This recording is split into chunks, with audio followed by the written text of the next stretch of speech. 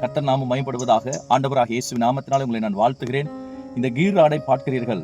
இந்த வாகனத்தை இயக்க இது மிகவும் அவசியமான ஒன்றாக இருக்கிறது. இந்த வாகனத்தை இயக்கும் போது ஃபர்ஸ்ட், செகண்ட், தேர்டு என்று இந்த கீரை மாத்தி மாத்தி இயக்குவார்கள். இதை போல நம்முடைய ஆவிக்குரிய ஜீவியத்திலும் ஆண்டவர் சொல்லுகிறார், எவர்களை முன்குறித்தாரோ அவர்களை அழைத்தும் இருக்கிறார், எவர்களை அழைத்தாரோ அவர்களை நீதிமான்களாக்கியும் இருக்கிறார், எவர்களை நீதிமான்கள் ஆக்கினாரோ அவர்களை மகிமைப்படுத்தியும் இருக்கிறார் என்று ஆண்டவர் சொல்லுகிறார். நம்முடைய ஆவிக்குரிய ஜீவியத்தில் தேவன் நம்மை முன்குறித்திருக்கிறார், தேவன் நம்மளை அழைத்திருக்கிறார், தேவன் நம்மை நீதிமான்களும் ஆக்கியிருக்கிறார். அருமையானவர்களே, தேவன் நம்மை நீதிமான்கள் ஆக்க நம்மை பூர்ணமாக ஒப்புக் கொடுப்போம்.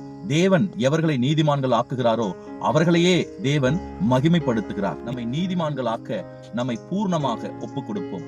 தேவன் எவர்களை நீதிமான்கள் ஆக்குகிறாரோ அவர்களையே தேவன் மகிமைப்படுத்துகிறார்.